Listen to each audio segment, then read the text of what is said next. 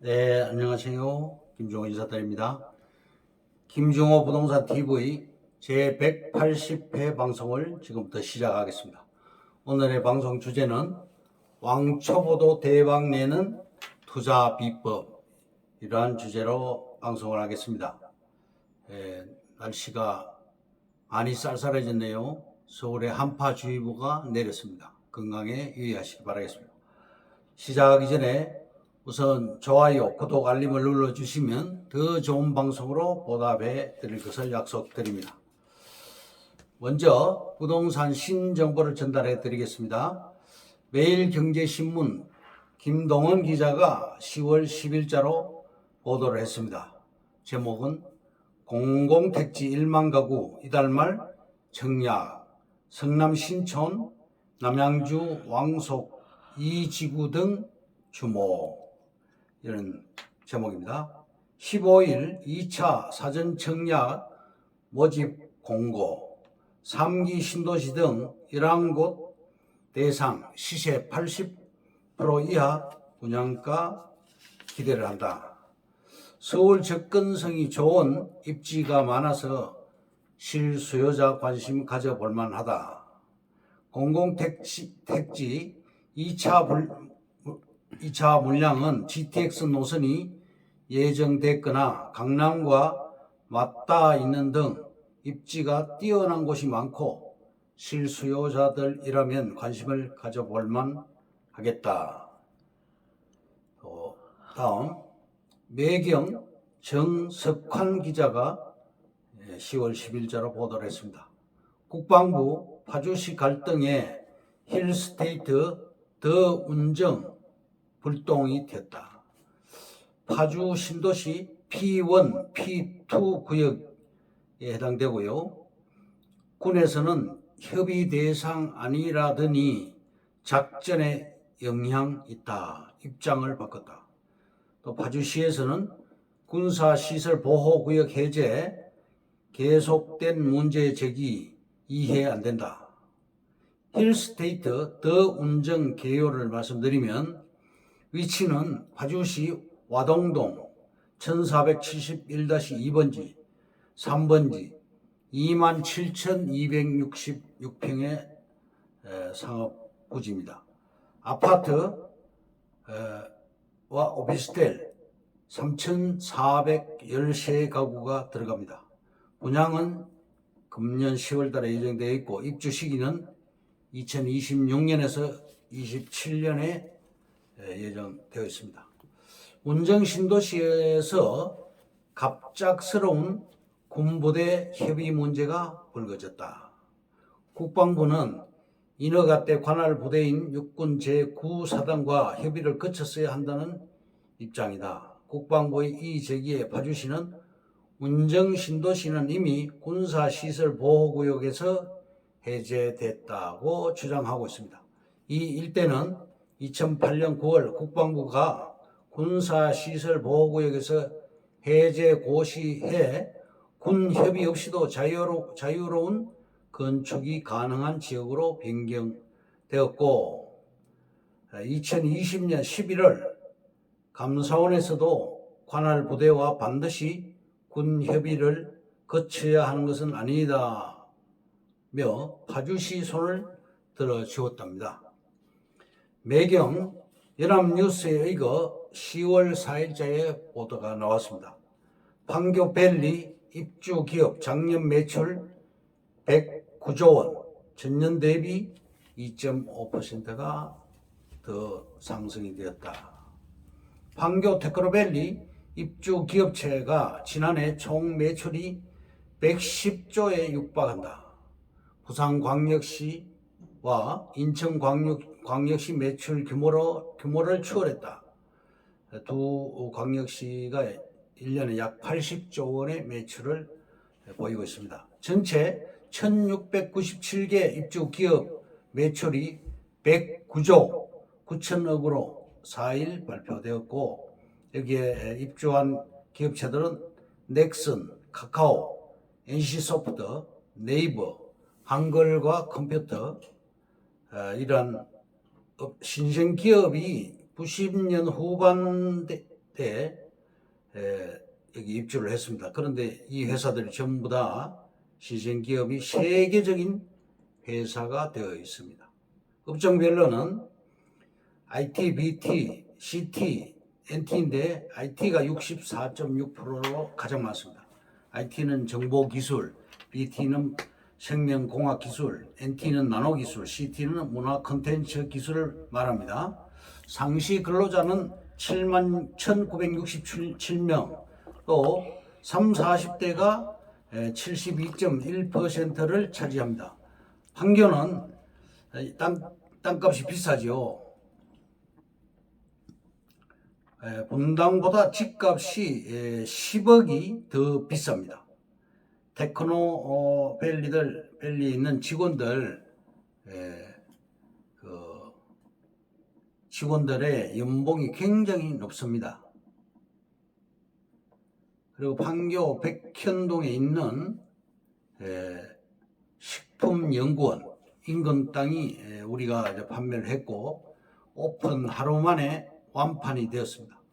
주변 시세는 평당 4, 5천만 원이지만 평당 250만 원에 판매를 했습니다. 인근 단독주택지들은 평당 4천에서 4,200만 원을 호가하고 있습니다. 판교에는 가용 토지가 지금 없지요. 백현동에는 잡월드가 있는데 그 뒤편에 마이스 산업단지가 들어오게 됩니다. 약 2조 원 정도가 투자되지요. 또 현대중공업 R&D 센터도 들어오고 힐튼 호텔도 들어오게 됩니다.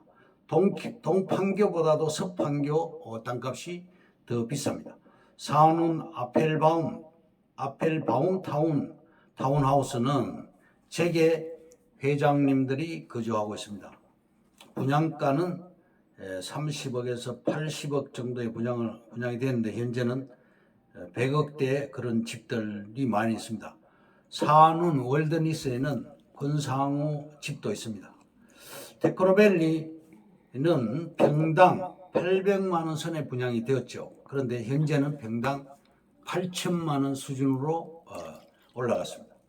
판교에서 산다는 것 그 자체가 부럽습니다. 백현동 식품연구원 자리 이전 후에 포스코 더샵 아파트가 건축이 되었습니다. 우리 회사가 몇 년 전에 판매한 금토동 칠학지구에 붙은 땅도 평당 그 당시 50에서 70만 원에 분양을 했는데 3년 만에 평당 280만 원에 되팔아 주었습니다. 또 강용석 변호사의 투자 사례를 볼 것 같으면 2005년도 판교 개발 확정 후에 44평 땅 옆으로 도로가 개설되면서 1억 2천에 매입한 땅이 2015년에 무려 15억이 되었고 현재 추산 금액은 약 20억대의 그런 땅이 되었습니다. 우리가 판매한 판교동 땅하고 비슷한 트렌드 땅은 앞으로 찾기 힘들 것입니다. 판교역 인근 공터주차장 부지도 넥슨에서 평당 8천만 원에 매입을 했습니다. 판교 단필지는 평당 800만 원에 분양이 됐는데 그게 또 1,500만 원 수준까지 올라가고 또 다시 현재는 평당 4천만 원 수준까지 올라갔습니다. 4천만 원짜리가 100평이면 무려 40억이 되는 것입니다. 판교 그랑걸리 아파트가 30평대가 30억 선입니다. 평당 1억 정도 되죠. 월곶에서 판교역까지 월판선이 지금 공사 중이고 판교에서 여주 경강선이 완공되면서 되었고 또 신분당선 주변이 아주 유망합니다. 판교 시민들은 구매력이 굉장히 높습니다. 현대백화점 월 매출은 현재 1조 원을 돌파를 했고 연간 12조 원을 매출을 보이고 있습니다. 신분당선 판교역에서 강남역까지 약 12분이 소요가 됩니다. 분당선과 신분당선으로 인해서 서울 접근성이 좋아졌습니다. 현대백화점 판교점 판교점은 최단 시간에 월 매출이 1조 원을 돌파하게 된 것이죠. 시흥 능곡지구 토지에 대해서도 말씀드리겠습니다.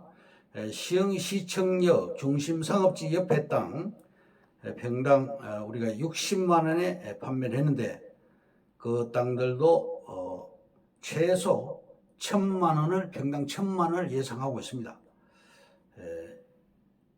그리고 이 땅 평당 60만 원에 판매한 땅도 몇 년 후에 평당 150만 원 선에 되팔아 주었습니다. 시흥 능곡지구 옆 화정동 땅도 평당 120만 원에 판매를 했습니다. 4차선 간선도로가 물리게 되고 시흥시 화정동 땅도 앞으로 엄청난 일이 벌어질 것입니다. 능곡지구 아파트 단지 옆 땅은 평당 1,000만 원 선을 보이고 있습니다. 평당 120만 원에 판매한 땅이 곧 평당 500만 원이 될 것이고 또 평당 1,000만 원대를 찍을 것으로 예상을 합니다. 신안산선이 지금 공사 중인데요. 안산에서 광명역을 거쳐서 여의도까지 가는 라인인데 이 노선이 개통이 되면 여의도 수요가 시흥이나 광명시로 이동할 것입니다. 다음 금단 신도시 토지에 대해서도 설명을 해드리겠습니다. 공항철도를 포함해서 전철이 5개가 들어갑니다. 여주시 인구가 지금 12만 명입니다. 경기도 광주시 인구가 이제 15만 명입니다. 그래서 2개 시를 합치면 약 27만 명인데 금단 신도시는 2년 후에 35만 명이 거주하게 됩니다. 전철을 이용할 시에 2호선 홍대 입구역에서 2호선을 환승할 수가 있고 용산역과 여의도역, 서울역, 강남역, 삼성역까지 30분 이내에 도착을 할 수 있습니다. 금단 신도시와 한강 신도시에서 인천 2호선을 거쳐서 킨텍스역까지 또 전철이 연장이 됩니다. 킨텍스역에서 GTX A 노선을 환승할 경우 삼성역까지 18분 소요하게 됩니다. 금단 신도시 아파트 P가 무려 8억이 좀 붙어 있습니다. 강남까지 30분 이내에 도착이 가능하게 되고 GTX A 노선으로 인하여 파주 운정 신도시 미분양이 사라지고 아파트 값이 폭등을 했습니다. 금단 신도시도 운정 신도시와 같은 현상이 발생하게 될 것입니다. 입주 안 한 아파트도 현재 4억대 분양되어서 그게 12억대로 프리미엄이 8억에서 10억이 붙어 있습니다. 다음, 진짜 부자가 되고 싶다면 토지에 투자하라. 첫째, 정말 대박 수익은 토지에서 나온다. 둘째, A씨는 여러 차례의 토지 투자 경험이 있는데 그때마다 어마어마한 수익에 놀라곤 했습니다. 2015년 제주도 토지에 투자를 했죠. 당시 실제 10만, 평당 10만 원 하던 땅값이 평당 350만 원까지 치솟는 것을 직접 지켜봤습니다. 그것도 1년이 채 안 되는 짧은 기간 내에 그렇게 올라갔습니다. 세 번째, 이미 나와 있는 매물도 매도자가 금시에 걷어들이고 다시 오른 가격으로 또 더 오른 가격으로 매물을 내놓기 일쑤였습니다. 2015년에서 2017년까지 이런 장세는 계속해서 이어졌습니다. 네 번째, 조물주 위에 건물주라는 우스갯소리가 유행처럼 번지면서 부동산 경매하고는 퇴근 후에 직장인들로 북적이고 있습니다. 다섯 번째, 주거용과 수익형 부동산은 이미 경쟁이 치열합니다. 여섯 번째, 남들과 다른 길을 가야 수익이 따라옵니다. 일곱 번째, 부자들이 토지에 투자하는 것이 아니라 토지에 투자해서 부자가 되는 것입니다.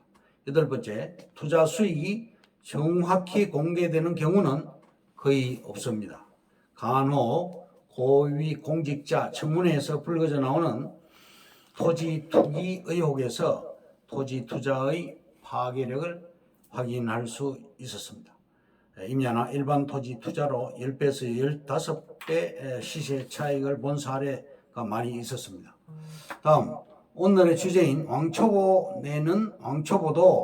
대박을 내는 투자 비법에 대해서 말씀드리겠습니다. 첫째, 땅은 주인을 배신하지 않고 반드시 보상을 합니다. 둘째, 강남 땅의 값은 62년도에 한 500평당 500만 원 선, 500원 선, 66년도에 평당 12,000원 선, 69년도에 평당 2, 3만 원 선, 70년대 후반에는 수백 배가 상승이 되었습니다.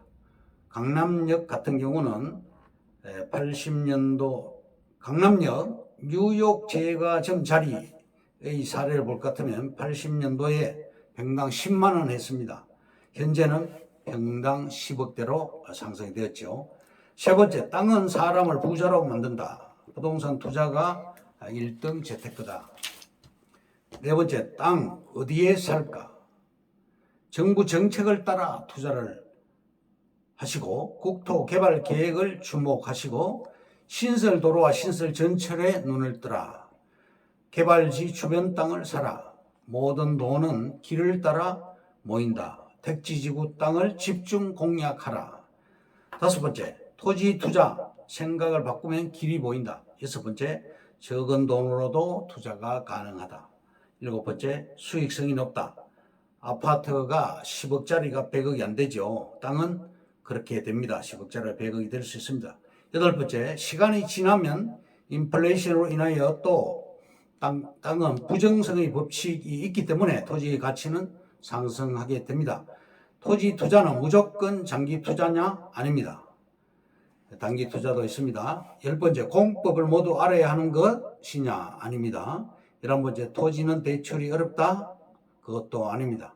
12번째, 좋은 토지는 건물을 지을 수 있는 토지다. 건물을 지으려면 도로에 붙은 땅이 좋다. 13번째, 최소 자금으로 최고의 개발 호재가 중첩된 곳에 있는 부동산에 투자를 하라. 이것으로 김중호 부동산 TV 제 180회 방송을 마치겠습니다. 감사합니다. 김중호였습니다.